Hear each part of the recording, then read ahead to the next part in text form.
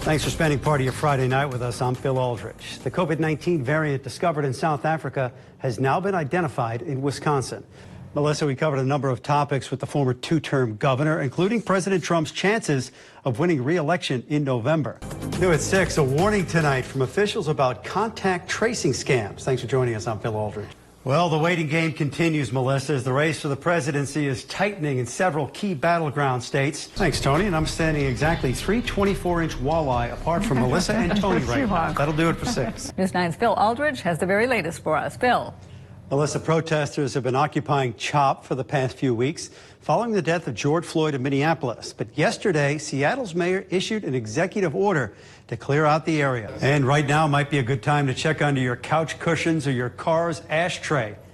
I think I just dated myself. According to the Federal Reserve, there's a nationwide coin shortage right now. For the first time in months, both major candidates for president visited battleground states. President Trump was right here in Wisconsin. One of his stops was the Marinette Marine in Marinette. He toured the shipyard, promoted a shipbuilding contract that was awarded in April. The president also applauded his administration's response to the coronavirus. We're now making...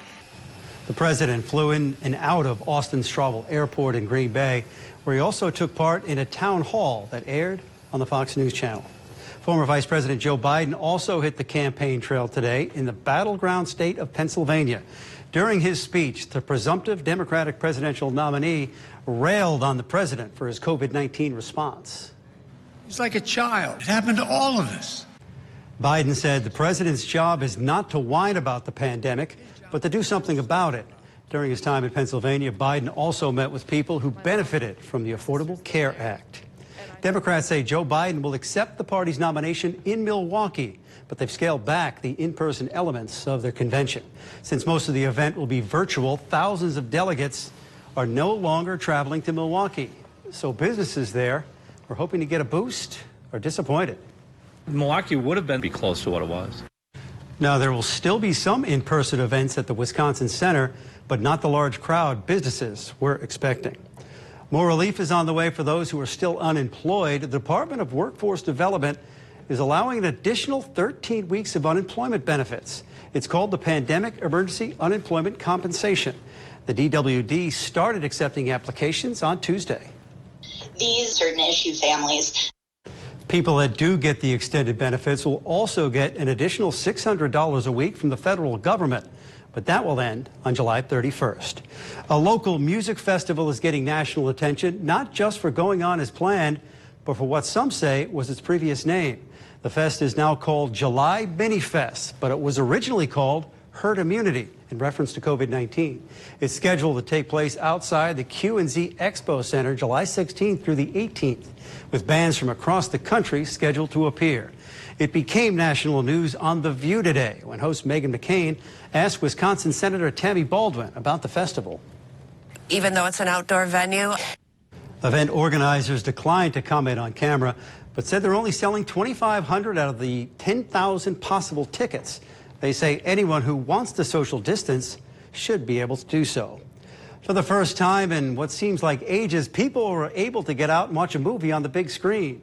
Tonight was Cronenwetter's Movie Under the Stars event. The Village set up the silver screen and rolled Frozen 2 at Towering Pines Park. Now, while social distancing guidelines were observed, the city hopes the event will bring a sense of community after months of being kept apart. A little bit of release, a little bit of stress reliever. Perfect weather for it. And don't worry, if you missed tonight's event, they plan to host 2 more in each of the next 2 months. Are you experiencing COVID burnout? The signs to look out for straight ahead. We apologize for the interruption. We appear to have some gremlins in our computers tonight. We'll try to bring you Tom's piece tonight on News 9 at 10. Now, statistically, Phil, not me, the groundhog, has been right about 50% of the time over the last 10 years. Now, Mike, if you batted 5 for 10, you'd be in the Baseball Hall of Fame, but not so much for what Phil does every year. Vice President Mike Pence rallying voters in central Wisconsin today. Thanks for joining us. I'm Phil Aldridge. We'll catch up with Melissa a little bit later in the show. But first, let's get out the News 9 Sarah McGrew. She's live in Mosinee with a look at what the VP had to say. The News 9 weather team, they've got you covered tonight. Let's begin with Storm Track 9 meteorologist Mike Brunley. Mike. It always looks pretty coming down, but It does. as soon as you have to drive in it, that's when the problems start, Tony. A Wisconsin pharmacist accused of intentionally spoiling hundreds of doses of the COVID-19 vaccine is now charged. Stephen Brandenburg faces one misdemeanor count of attempted criminal damage to property. Investigators say he took dozens of vaccine vials out of a refrigerator at Aurora Health in Grafton and deliberately left them out. They say Brandenburg thought the vaccine was unsafe. Tonight we're learning the Stevens Point police chief has been put on administrative leave. New tonight at 10, state lawmakers have allocated about $66 million for schools with in-person classes. As News 9's Tom Lally tells us, that's just a fraction of the cash. Bill Aldridge, meteorologist.